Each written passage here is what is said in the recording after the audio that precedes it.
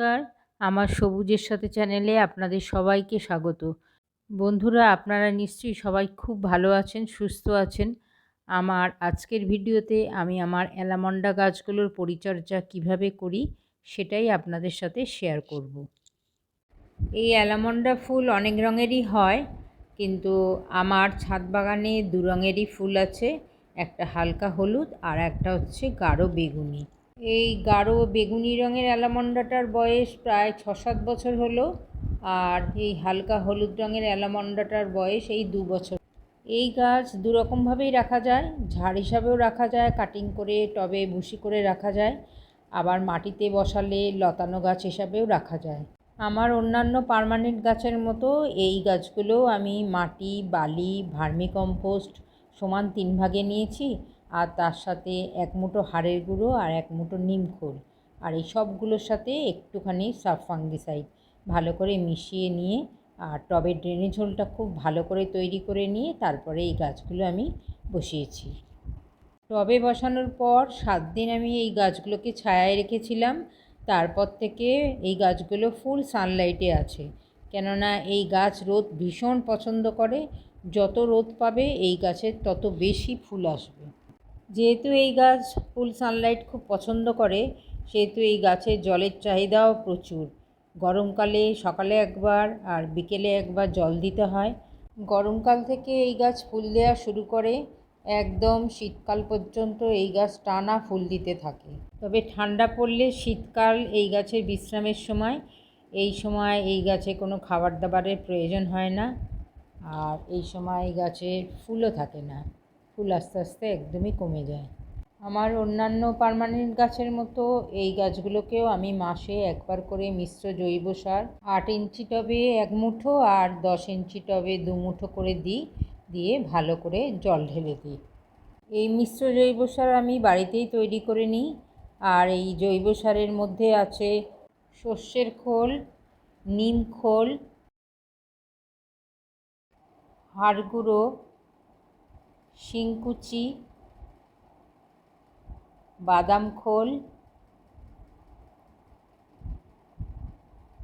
ডিমের খোসার গুঁড়ো, আর শুকনো কলার খোসার গুঁড়ো, আর এই সবগুলোর সাথে ভার্মিকম্পোস্ট, ফাঙ্গিসাইড সবগুলো একসাথে মিশিয়ে আমি এই জৈব খাবারটা তৈরি করি। এই জৈব সার তৈরি করার সঙ্গে সঙ্গে আমি গাছে দিই না, মাসখানেক রেখে ভালো করে ডিকম্পোস্ট করার পর তারপরে আমি এই সার গাছে ব্যবহার করি। সপ্তাহে ১ দিন করে আমি এই গাছগুলোতে সবজি পচা জল ১ ভাগ, আর তার সাথে প্লেন জল ১০ ভাগ, এই 1:10 রেশিওতে সপ্তাহে ১ দিন করে এই গাছগুলোতে আমি দিই। গাছে কুড়ি এলে বা ফুল ফোটার সময় 00 NPK 0050 ১ লিটার জলে ১ গ্রাম ২-৩ ফোঁটা লিকুইড সোপের সাথে ভালো করে মিশিয়ে নিয়ে আমি এই গাছে স্প্রে করে দিই। এতে প্রচুর পরিমাণে এই গাছে ফুল আসে। এই রাসায়নিক সার না থাকলে বা কেউ দিতে না চাইলে সপ্তাহে ১ দিন করে ২-৩টে কলার খোসা সাধারণ জলে ২-৩ দিন পচিয়ে নিয়ে সেই জল এই গাছগুলোতে কুড়ি আসার সময় দিলে প্রচুর পরিমাণে ফুল পাওয়া যায়। এই অ্যালামন্ডা গাছে বিশেষ রোগবালাই দেখা যায় না, তবে মাঝে মাঝে পাতা হলুদ হয়ে যায়। এই কারণে আমি এপসাম সল্ট ১ গ্রাম ১ লিটার জলে ভালো করে মিশিয়ে নিয়ে মাসে একবার করে এই গাছগুলোতে আমি স্প্রে করে দিই। NPK ১৯-১৯-১৯ মাসে একবার ১ লিটার জলে ১ গ্রাম নিয়ে তার সাথে ২-৩ ফোঁটা লিকুইড সোপ ভালো করে মিশিয়ে নিয়ে এই গাছগুলোর পাতায় আমি খুব ভালো করে স্প্রে করে দিই বিকেলবেলায়, আর গাছের গোড়ায় কিন্তু কোনো রাসায়নিক আমি দিই না। এই সিউইডের দানা আমি প্রত্যেক মাসেই ১ চামচ করে এই গাছগুলোতে দিই। এটা মিক্সড খাবারের সাথে মিশিয়েও দেওয়া যায়। গাছের অন্যান্য জৈব খাবারের তুলনায় এই সিউইড দানাতে প্রচুর পরিমাণে গাছের উপযোগী মাইক্রোনিউট্রিয়েন্ট থাকে, আর এই সিউইড মাটির পিএইচটাকে নর্মাল রাখতে সাহায্য করে। এই কারণে এই সিউইড আমি প্রত্যেক মাসে শুধু এই গাছগুলোতেই নয়, আমার আর সমস্ত পার্মানেন্ট গাছে ১ চামচ করে দিই।